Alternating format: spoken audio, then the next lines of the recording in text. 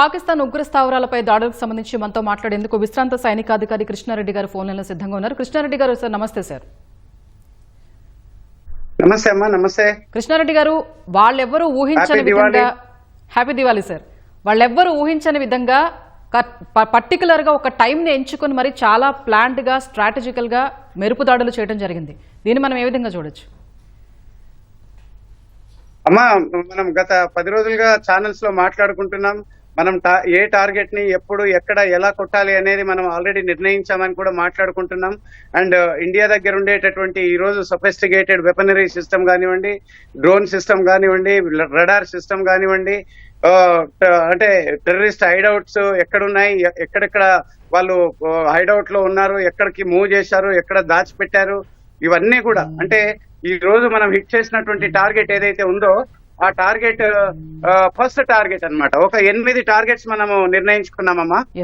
8 targets లో ఏదైతే ఉందో 8 టార్గెట్స్ లో ఫస్ట్ టార్గెట్ ఈ రోజు ఛేదించాము. 9 ప్లేసెస్ లో మనము ఇది చేయటం జరిగింది, అటాక్ చేయటం జరిగింది. అండ్ దట్టు గట్టిగా అటాక్ చేయటం జరిగింది. దట్ మీన్స్ మనం వాడినటువంటి ఫైటర్ జెట్ ఏదైతే ఉందో రాఫెల్ వాడాము.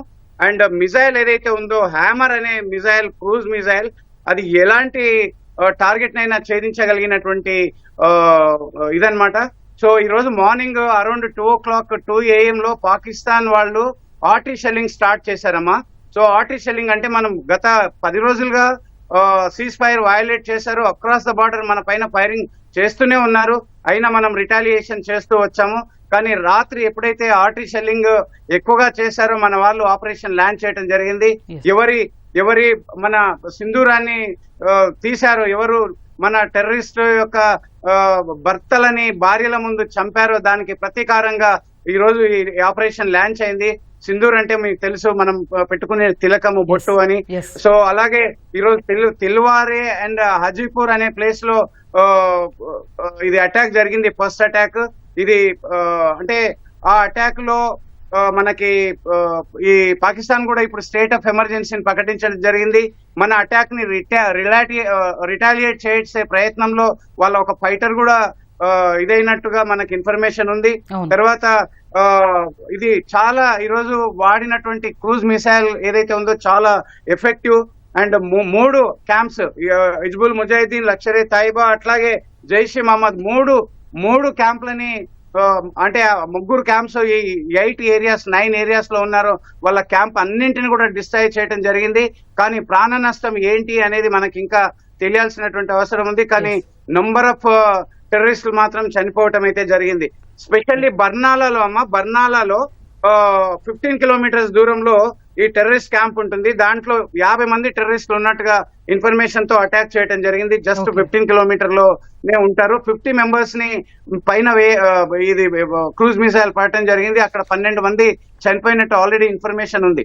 అండ్ ఇక్కడ దీన్ని అడ్వాంటేజ్ గా తీసుకునే ప్రయత్నంలో పాకిస్తాన్ కూడా ప్రజల మీద బాంబులు వేస్తున్నట్టుగా, లేదా ప్రజల వాళ్ళు ఏదైతే వాళ్ళ ఫైటర్స్ ఉన్నాయో వాళ్ళ పబ్లిక్ ఏరియాలో మిసైల్స్ వేస్తున్నట్టుగా ఇన్ఫర్మేషన్ ఉంది.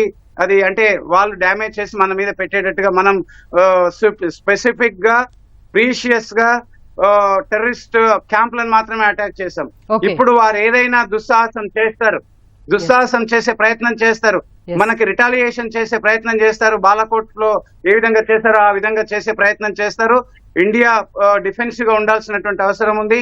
అదే విధంగా వాళ్ళకి తగిన బుద్ధి చెప్పాల్సినటువంటి అవసరం కూడా ఉంది. ఒకవేళ వారు ఏదైనా దుస్సాహసం ఈ రోజు చేస్తే ఫుల్ టైం వార్ అనౌన్స్ అవ్వకుండానే అనౌన్స్ అయినట్టుగానే, మనం సింధు వాటర్ ని ఆపినప్పుడే వార్ స్టార్ట్ అయింది. సో అది ఫస్ట్ స్టెప్, ఇది సెకండ్ స్టెప్ డిఫెన్స్ గా. సో ఇక పైన కూడా కంటిన్యూ అవుతుంది. మనం ఈ రోజు లిమిటెడ్ గా వెళ్ళాము. వాళ్ళు ఇక్కడి వరకు ఉండి ఏదైనా కాళ్ళేళ్లు పట్టుకుంటే మనం ఇండియా క్షమించే ప్రయత్నంలో ఉండొచ్చు. కానీ ఈసారి వాళ్ళకి బుద్ధి చెప్పకుండా మాత్రం వాళ్ళని క్షమించే పరిస్థితి ఉండదు. అండ్ వాళ్ళు రిటాలియేషన్ కి వస్తారు. అండ్ అదే విధంగా ఇండియాకి నా అపీల్ ఏంటి అని అంటే, మనం అంతా డిఫెన్సివ్ గా, ధైర్యంగా, సాహసాలతో ఉండాల్సినటువంటి అవసరం ఉంది. స్పెషల్లీ బార్డర్ వాళ్ళందరూ కూడా బంకర్స్ లోకి వెళ్ళారు. అండ్ వాళ్ళంతా కూడా డిఫెన్స్ గా ఉండాలి. అట్లాగే మీకు అందరూ తెలుసు ఈ రోజు మనం రిహార్సల్ మాక్ డ్రిల్స్ చేయాలని అనుకున్నాం. ఆ మాక్ డ్రిల్స్ మనం పాకిస్తాన్ తోనే స్టార్ట్ చేశాము. అండ్ డెఫినెట్ గా నేను ఇంతకుముందు హ్యాపీ దివాళీ అని చెప్పాను. దివాళీ స్టార్ట్ అయింది మనం ఒక 10 days బ్యాక్ మన ఛానల్లో మాట్లాడుకున్నప్పుడు. దివాళీ సెప్టెంబర్ అక్టోబర్ లో ఉంటుంది, అక్టోబర్ నవంబర్ లో ఉంటుంది. మనం ఈసారి ఏప్రిల్ మేలో దివాళీ సెలబ్రేట్ చేయాల్సినటువంటి అవసరం ఉందని మాట్లాడుకున్నాం. అండ్ ఇంకా పాకిస్తాన్ దుస్సాహసం చేస్తే ఇంకా టార్గెట్ ఇప్పుడు మనకి మిత్ర దేశాలు కూడా మనం ముందుగానే మిత్ర దేశాలతో చర్చించి మరి చాలా స్ట్రాటజికల్ గా ఈ మెరుపుదాడులు అనేవి చేశాం. ఈ సమయంలో మనకి ఆ దౌత్య పరంగా ఎటువంటి మద్దతు ఉంటుంది మిత్ర దేశాల నుంచి? అమ్మా, ఇప్పటివరకు 100+ కంట్రీస్ లో జయశంకర్ గారు మాట్లాడటం జరిగింది, కలవటం జరిగింది. ప్రపంచం అంతా మన వెంబడే ఉంది. ఏ 1-2 టుర్కీ లాంటిది, లేకపోతే చైనా బ్యాక్ ఎండ్ లో, తర్వాత ఇరాన్ ముస్లిం అభిమానంతో ఏదైనా సపోర్ట్ చేసి ఉండొచ్చు. కానీ ఈ ఏ కంట్రీ అయినా, ముస్లిం అయినా, హిందూ అయినా హ్యుమానిటీకి సపోర్ట్ చేయాల్సినటువంటి అవసరం ఉంది. ఈ రోజు ఎవరైతే టెర్రరిస్టులను పెంచి పోషించారో వారికే ముప్పు వాటిల్లింది. ఈ రోజు తాలిబాన్స్ ని పాకిస్తాన్ పోషించింది, పైనుంచి తాలిబాన్ అటాక్ చేస్తుంది. ఈ రోజు బలోచిస్తాన్ పిఓకే వాళ్ళు అటాక్ చేస్తున్నారు. ఇప్పుడు మనం సెకండ్ టార్గెట్ ఇప్పుడు ఏంటి అంటే చిన్న ట్రయల్ ఇచ్చాము, ఇనిషియేట్ చేశాము, వెలిగించాము, చిన్నగా ఫ్యూజ్ ని వెలిగించాము, చిన్న లైట్ వచ్చింది. మనం ఇంకా దాని లైట్ పెంచాల్సినటువంటి అవసరం ఉంది. నెక్స్ట్ టార్గెట్ పిఓకే ఇంకా అడ్వాన్స్ అవటము, అట్లాగే ఆర్మీ హెడ్ క్వార్టర్ వాళ్ళ సెన్సిటివ్ అసెట్స్ అన్ని కూడా టార్గెట్ లో ఉన్నాయి. ఇంకా ఏదైనా నకరాలు చేస్తే ఈ రోజు ఏదైనా రిటాలియేషన్ కి ప్రయత్నం చేస్తే మాత్రం డెఫినెట్ గా ఇండియా ఫుల్ టైం వార్ ప్రకటిస్తుంది అండ్ తగిన శాస్తి, తగిన బుద్ధి చెబుతుంది అనేది నేను అనుకుంటున్నాను. మళ్ళీ తరతరాలకి టెర్రరిజం అని ఇండియా పేరెత్తకుండా మనం చేయకపోతే పాకిస్తాన్ కి బుద్ధి రాదు. అండ్ ఇట్లాగే ఖూన్ బెహేగా, న్యూక్లియర్ బాంబ్ డాలేగా అని చెప్పి మనల్ని భయపెట్టిస్తూ ఉంటారు. సో అలాంటిది జరగదు. మీరు చూసారు, this is the best example. ఎలా వెళ్ళి ఎలా కొట్టొచ్చారో వాళ్ళకి. నేను నిన్న మొన్న కూడా చెప్తున్నాను, S-400 ఉంది, ఏదైనా నకరాలు చేస్తే సిటీలు అన్ని లేస్తాయి. అండ్ ఒక్క ఫ్లైట్ కూడా పైన ఎగరదు. ఒక్క ఫ్లైట్ కూడా మనల్ని రిటాలియేషన్ ఈ రోజు లేవమనండి, చూద్దాం, రమ్మనండి. S-400 డిప్లాయ్ అయి ఉన్నాయి. ఎయిర్ ఫోర్స్ స్టేషన్ నుండి ఫైటర్ రాగానే లేస్తుండగానే గాలిలోనే లేపేసేటటువంటి మిజైల్స్ మన దగ్గర, క్రూజ్ మిజైల్స్ ఉన్నాయి. Gone those days. 2019 పోయింది, లేదా 1971 వార్ 13 days అది పోయింది. Traditional war, conventional war, that all gone sir, madam.